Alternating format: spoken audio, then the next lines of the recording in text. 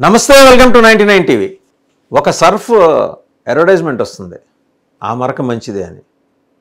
ఎందుకో జూనియర్ ఎన్టీఆర్, అదేనండి మన స్టార్ హీరో తారక్ గురించి, దేవర్ గురించి చెప్పుకుంటుంటే అది గుర్తొచ్చింది. ఆయన కూడా ఏంటంటే ఒక మరక అంటించుకున్నారు. ఏది? ట్వీట్ చేసి, సందర్భోచితంగా ట్వీట్లు చేయటం ద్వారా ఆయన చాలా బ్యాలెన్స్డ్ ఇండివిజువల్ అండ్ ఆయన ఎదిగిన క్రమం కూడా సెల్ఫ్ మేడ్ మ్యాన్. ఆయన ఇండస్ట్రీలో ప్రత్యేకించి తన కుటుంబం నుంచి, తన అనుకున్న కుటుంబం నుంచి ఎటువంటి సపోర్ట్ లేకపోయినా తనకు తానుగా టాలెంట్ తోటి ఎదిగిన వ్యక్తి. No issues. ఎందుకంటే ఆయన ఎమర్జీ అయిన క్రమంలో ఎంత నేర్చుకున్నాడు తన తాతగారి నుంచి, తన బాబాయ్ గారి నుంచి ఎంత నేర్చుకున్నాడు అనేది ఇవాళ ఆయన నట విశ్వరూపం చూడొచ్చు. అన్ని రూల్స్, అన్ని డిసిప్లిన్స్ ఆయన సూట్ అయ్యే విధంగా యాక్ట్ చేయగల మంచి ఆర్టిస్ట్. ఇవాళ ఆర్టిస్టు చేసిన ట్వీట్ తెలుగుదేశం పార్టీలో కలకలం రేపింది. అయ్యా, మీరు సమంత గారి విషయంలో కొండా సురేఖ గారు చేసిన వ్యాఖ్యల మీద తీవ్ర ఆగ్రహం వ్యక్తం చేశారు. మీ ఆగ్రహాన్ని మేము స్వాగతిస్తున్నాం. బట్ ఇదే ఆగ్రహం ఆ రోజున 2019-24 మధ్య శాసనసభలో మాజీ ముఖ్యమంత్రి, అప్పటి మాజీ ముఖ్యమంత్రి Chandrababu, leader of opposition Chandrababu Naidu గారికి అవమానం జరిగినప్పుడు వారి సతీమణి గురించి అభ్యంతరకర వ్యాఖ్యలు చేసిన 2-3 ఎమ్మెల్యేల గురించి మీరేమీ మాట్లాడకుండా వారికి మీకు ఉన్న సాన్నిహిత్యం దృష్ట్యా కప్పదాటు వైఖరితోటి మీరు చేసిన వ్యాఖ్య ఉంది చూసారా, అది సబబుగా లేదు. తనకొస్తే ఒక న్యాయం, పరాయి వాళ్ళకొస్తే ఒక న్యాయం. ఆమె స్వయానా మీ మేనత్త, మరెవరో కాదు, భువనేశ్వర్ గారు. ఆమె పట్ల వారు అంతటి అభ్యంతరకరమైన వ్యాఖ్య చేసినప్పుడు మీరెలా రెస్పాండ్ అయి ఉండాలి, మీరెలా ఉగ్ర రూపం చూసి ఉండాలి. రాఖీ సినిమాలో మీరు చెప్తారే, ఆడవాళ్ళకి మహిళలకి రక్షణగా ఉండటానికి ఒక అన్నలా ముందుకు వస్తానని. ఒక బిడ్డలాగా ఆ రోజు ఎందుకు ముందుకు రాలేకపోయారు? టీడీపీ సోషల్ మీడియా ఇవాళ మిమ్మల్ని అడుగుతోంది. వాళ్లే కాదు, సాధారణ ప్రేక్షక లోకం కూడా మిమ్మల్ని అడుగుతోంది. మళ్ళీ చెప్తున్నాను, ఒక ఆర్టిస్టుగా, ఒక హీరోగా మీరు ఎక్కిన మెట్లు అందరూ చూసి స్వాగతించారు, అభినందిస్తున్నారు. మీ దేవర సినిమా సక్సెస్ని కూడా అందరూ స్వాగతించారు, అభినందించారు. The kind of commitment you have for the art highly appreciable. అందరికీ దాని పట్ల, అలాగే మీరు కళారంగం పట్ల మీరు చూపించే నిబద్ధత మీద అందరికీ సదవగాహన, సదభిప్రాయం ఉన్నాయి. వేరాస్ కాంటెక్స్ట్ వచ్చేప్పటికి, ఇక్కడ సందర్భం వచ్చేప్పటికి కొండా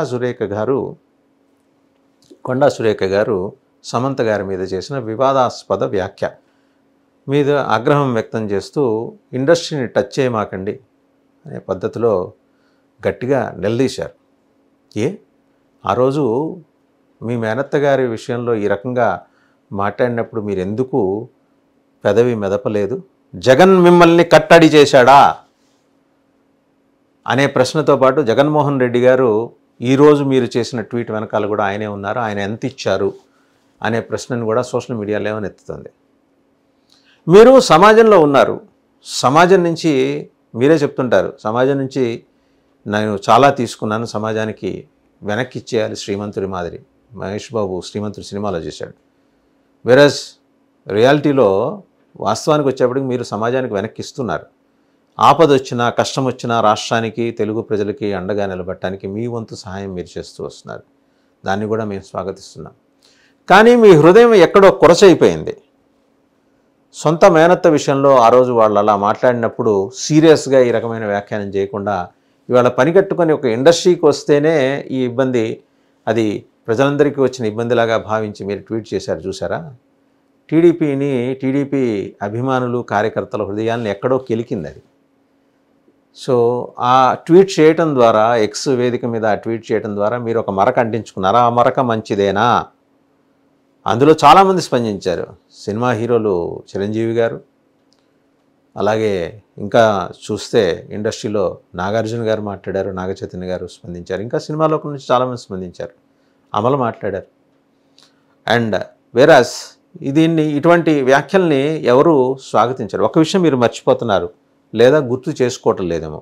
ఈ రెండిట్లో మీరు దేన్ని అన్వయించుకుంటారో అది మీ విజ్ఞతకు సంబంధించిన వ్యవహారం తారక్. ఎందుకంటే బాలనటుడిగా మొదలైన మీ ప్రస్థానం అచ్చం మీ బాబాయ్ గారి మాదిరి ఆయన కూడా బాలనటుడిగా ప్రారంభించి 50 ఏళ్ల పాటు తన సినీ జీవితాన్ని కొనసాగించి మననే స్వర్ణోత్సవ వేడుకలు జరుపుకున్నారు. తన ముద్ర, తన స్టైల్, తను అన్న ఎన్టీఆర్ గారి అబ్బాయిగా ఎంట్రీ ఇచ్చుండొచ్చు కాక, బట్ నందమూరి బాలకృష్ణ నటసింహం అదొక బ్రాండ్. అలాగే మీరు ఒక బ్రాండ్ క్రియేట్ చేసుకున్నారు. మీ ఉచ్చారణ కానీ, మీ ఆహార్యం కానీ, మీరు మీ ఎక్స్ప్రెషన్స్ కానీ మీదైన ముద్ర అన్పారలల్ అండ్ అసలు అన్ఇమాజినబుల్. ఆ రకంగా మీరు అద్భుతమైన నటనా కౌశలం ప్రదర్శిస్తూ వస్తున్నారు. మీ తండ్రి గారు సినీ నటులు, నిర్మాత, అలాగే వారు రాజకీయాల్లో ఉన్నారు. దురదృష్టవశాత్తు మీ కుటుంబంలో మిమ్మల్ని దూరంగా పెట్టడం జరిగిందనే ఒక మాట ఉంది. అయినా కూడా మీరు ఎక్కడా నొచ్చుకోకుండా అలాగే మీ ప్రతిభ ఆధారంగా మిమ్మల్ని మీరు ఎలివేట్ చేసుకుంటూ వచ్చారు. అలాగే ఒకసారి భువనేశ్వరి గారి గురించి మాట్లాడుకుందాం. ఆమె తండ్రి చాటు బిడ్డ.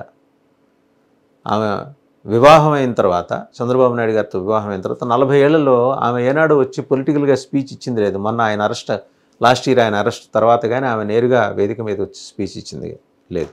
ఈ రోజుకి ఆమె ఈ రాజకీయ వ్యవహారాల్లో జోక్యం చేసుకోదు. ఒక ముఖ్యమంత్రి గారి కుమార్తె, ఒక ముఖ్యమంత్రి గారి సతీమణి, అద్భుతమైన సినీ నేపథ్యం ఉన్న నటరత్న కుటుంబం నుంచి వచ్చారు ఆయన కుమార్తెగా. ఎక్కడా ఆమెకు వేసమెత్తు భేషజం లేదే.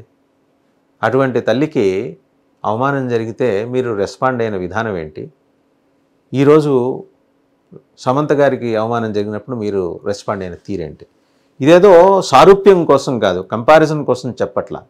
ఇక్కడ మీరు రెస్పాండ్ అయిన తీరుని ప్రశంసిస్తూనే ఆ రోజు మీరు కాకపోవటం మీ వెనక ఏమన్నా ప్రత్యేకమైన కారణాలు ఉన్నాయా?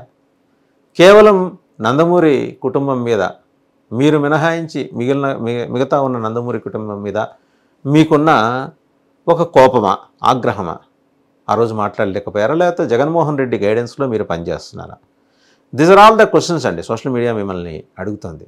సమాజం నుంచి తీసుకున్నారు కదా, సమాజం అడుగుతుంది.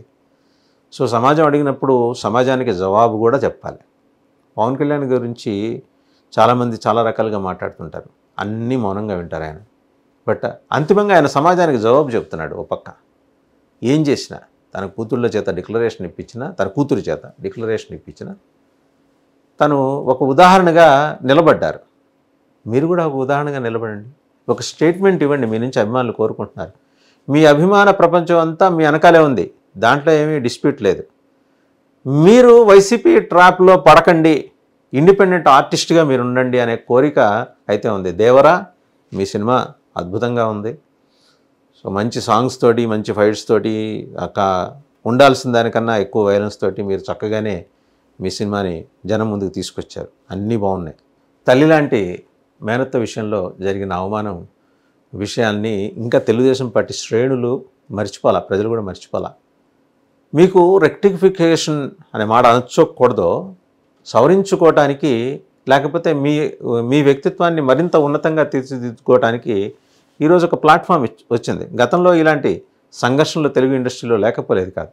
కానీ అప్పుడు స్టార్ హీరోలైన కృష్ణ, సోహన్ బాబు ఇలాంటి సందర్భాలు ఏమైనా వచ్చినప్పుడు పత్రికా ప్రకటనల రూపంలో, ఆ రోజు సోషల్ మీడియా లేదు కదా, వాళ్ళు సమాధానాలు చెప్పేవారట. మీరు కూడా చెప్పండి. మీ హుందాతనాన్ని అప్రిషియేట్ చేస్తూనే మీ నుంచి మరింత ఉన్నతమైన భావజాలాన్ని కూడా ప్రేక్షక లోకం, అలాగే ఆంధ్ర ప్రజలు, ఆ మాటకు వస్తే తెలంగాణ ప్రజలు, తెలుగు ప్రజలందరూ కోరుకుంటారు.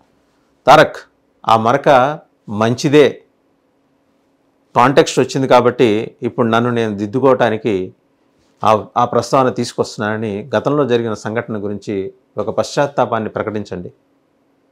జనం మిమ్మల్ని గుండెల్లో దాచుకుంటారు.